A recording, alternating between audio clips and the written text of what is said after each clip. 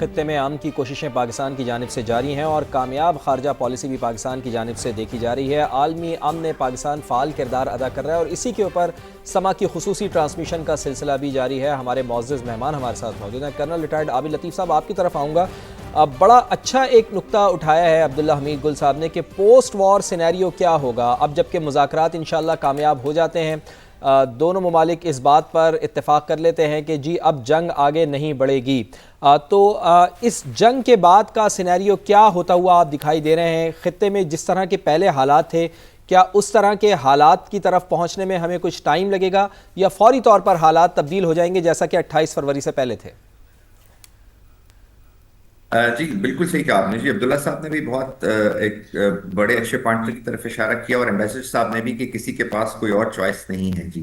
اچھا، اس پہ بات کرنے سے پہلے جی میں ایک چھوٹی سی بات ایڈ کرنا چاہوں گا کہ ملٹری اسٹریٹجی میں پڑھایا جاتا ہے جی کہ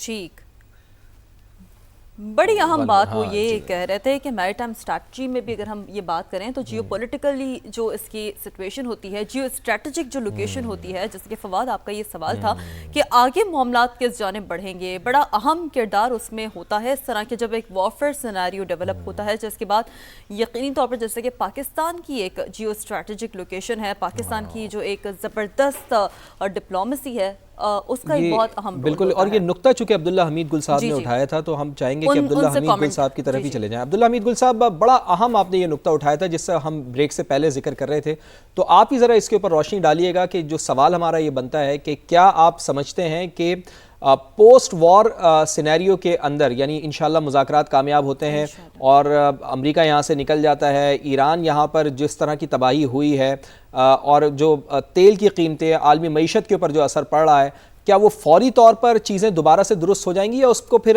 ایک ہمیں لگتا ہے کہ ٹائم دینا پڑے گا، اس کو کافی ٹائم دیکھنا پڑے گا ہمیں؟ دیکھیں، تیسری عالمی جنگ تو شروع ہو چکی ہے، جو معاشی اکنامک جنگ ہے، میں اس کی بات کر رہا ہوں، تو وہ تو شروع ہو چکی ہے اور ظاہر ہے یہ ایک دن میں اس کے افیکٹس نہیں ہوتے۔ آپ دیکھیں پوری دنیا کا جو مال ہے وہ رک جاتا ہے، پروڈکشن ہاؤسز متاثر ہوتے ہیں، آئل کی جتنی بھی ترسیل ہے وہ متاثر ہوتی ہے، جتنی بھی ریفائنریز ہیں، ایل پی جی پروڈکشن لائنز ہیں، اب 8 بلین کا نقصان وہاں قطر کے اندر ہوا ہے جو صرف ریفائنری کو، اور 5 سال تقریباً اس کو دوبارہ بنانے میں لگ جائیں گے، 20% اس کا نقصان ہو گیا۔ پوری دنیا میں جو ایل پی جی کی شپنگ لائنز آلریڈی طے تھیں ان کے اندر تعطل آ جائے گا، تو ظاہر ہے یہ افیکٹ تو کرے گا، اس میں تو کوئی دوسری رائے نہیں ہے۔ اب آپ دیکھیں کہ اس میں کیئر اسٹارمر جو برٹش پرائم منسٹر ہیں وہ کیسے بھاگ رہے ہیں۔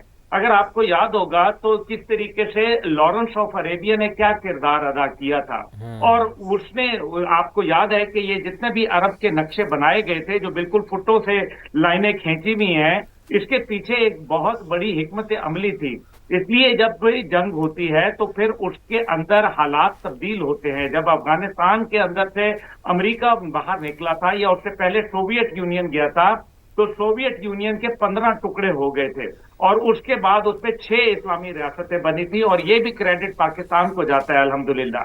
دوسری جانب آپ یہ دیکھیں کہ کیسے اب جب امریکہ وہاں سے گیا تو امریکہ کے جانے ہی کے ساتھ لوگوں نے اپنے اپنے الائنمنٹس چینج کرنا شروع کر دیے، لیکن اب امریکہ یہاں سے ایک خطے سے اس کو جانا تو ہے، اور یہ جنگ ضرور بند ہوگی انشاءاللہ تعالی، مجھے معلوم ہے، کیونکہ اس جنگ کے اندر کچھ حاصل نہیں ہو رہا امریکہ کو۔ تو پوسٹ وار سینیریو کے اندر آپ یہ دیکھیں کہ برطانیہ بھی پریشان ہے کہ ہمیں آگے کیا بڑھ کے کرنا ہے، کیا ہم نیٹ سیکیورٹی پرووائڈر کا رول لیں گے یا کوئی ان کے ساتھ تجارتی حجم بڑھائیں گے؟ نہیں، یہ تمام کامیابیاں پاکستان اور اب لک ایسٹ پالیسی سے جڑی ہوئی ہیں۔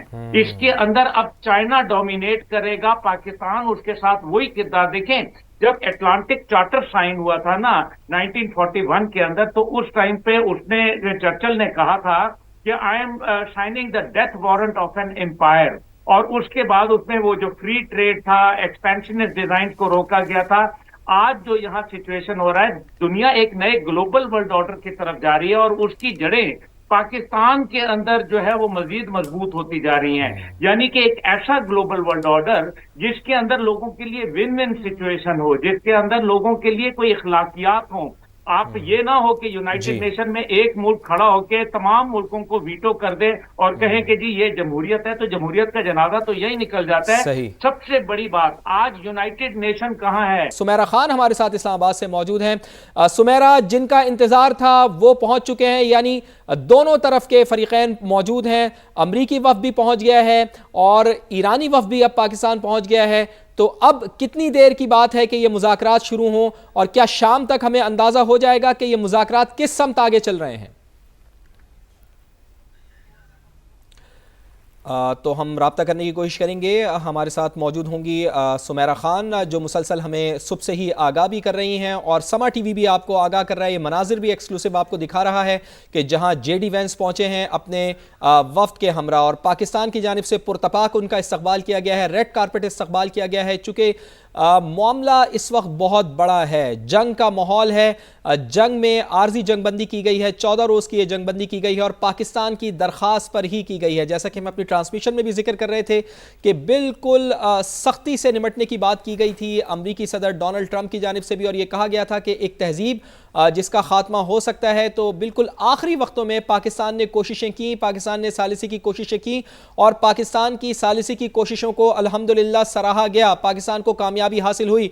और अब हम दुआ भी करते हैं, जिस तरह वज़ीर आज़म ने भी कहा कि कौम से उन्होंने दुआओं की अपील की कि वो दुआ करें कि ये मुज़ाकरात कामयाब हों। सुमेरा खान हमारे साथ सुबह से ही मौजूद हैं और हमें मुसलसल आगाह कर रही हैं। सुमेरा, दोनों फरीकैन पहुंच चुके हैं पाकिस्तान, और अब बस थोड़ी ही देर की बात है कि मुज़ाकरात शुरू होंगे। क्या लगता है आपको कि क्या आज शाम तक कोई अच्छी खबर सुनने को मिल सकती है, या फिर ये मुज़ाकरात कुछ और भी आगे बढ़ सकते हैं, कई दिन तक चल सकते हैं? देखिए, उम्मीद यही है कि आज जब जेडी वैंस, जो कि इस वक्त मेरी इत्तला के मुताबिक वो अमरीकी सफारत खाने की जानिब वो रवां दवा हैं, और कुछ देर पहले ही वो पाकिस्तान की सरजमीन पर उन्होंने लैंड किया। उनकी बहुत अहम मुलाकात वहीं लैंड करते ही पाकिस्तान के फील्ड मार्शल सैयद आसिम मुनीर से हुई है, वज़ीर आज़म शहबाज शरीफ से हुई है, और वो तमाम अहम ओहदेदारान जिन्होंने इस तमाम तर सीज फायर के लिए बहुत कोशिशें की हैं, उनके साथ उनकी बहुत अच्छे माहौल में बातचीत हुई है। इशारे बड़े मस्बत हैं, और देखना यह है कि आज शाम तक इसमें से क्या रिजल्ट निकलता है। रिजल्ट ओरिएंटेड डायलॉग होता है, नेगोशिएशन होती है। मगर एक और जो मस्बत चीज़ जो हमें पता चली है वो ये है कि पाकिस्तान की कोशिशों को बहुत सराहा जा रहा है दोनों फरीकैन की जानिब से, और ये भी कहा जा रहा है कि इसको ज़ाया नहीं होने दिया जाएगा पूरी एफर्ट को। So the whole effort does not seem to be going futile altogether। और ये मैं आपको ज़रूर बता दूं कि जितना बड़ा ये मामला है, जितनी डायर सिचुएशन है, इसमें कतई ये नहीं कहा जा सकता कि ये कोई एक दिन के अंदर जो है वो सॉर्ट आउट हो जाएगा। यहाँ हम ये ज़रूर बताते चले कि ईरानियन जो ओहदेदारान वो बहुत होपफुल हैं कि आज के का जो round of dialogue JD Vance knife America के साथ होगा वो एक पॉजिटिव नोट से शुरू हो, किसी किस्म की कोई तलखी ना हो। और ये भी बताया जा रहा है कि अमरीकी जो ओहदेदारान है वो भी बहुत पुरुमीद है इस तमाम तर डायलॉग के लिए। मगर ये डायलॉग आज से एक्सटेंड करेगा, क्योंकि जितना वसी एजेंडा है वो मेरी और आपकी सोच से भी बाहर है। इतने कॉम्प्लिकेटेड इशूज हैं, starting from the state of हॉर्मज़ to the issue of Lebanon. तो आई थिंक इसमें वक्त लगेगा, और अगर इसमें 2 से 3 दिन भी लगते हैं तो अमरीकी सदर जो है वो अपनी मेन टीम को शायद पाकिस्तान छोड़ के वो तो फ्लाई बैक करे, क्योंकि जाहिर है। ठीक, सुमेरा साथ ही रहिएगा। ये बड़ी अहम बात आपने कही कि ये बहुत अहम मामला है, और शायद लगता है कि ये मुज़ाकरात आगे भी बढ़ें,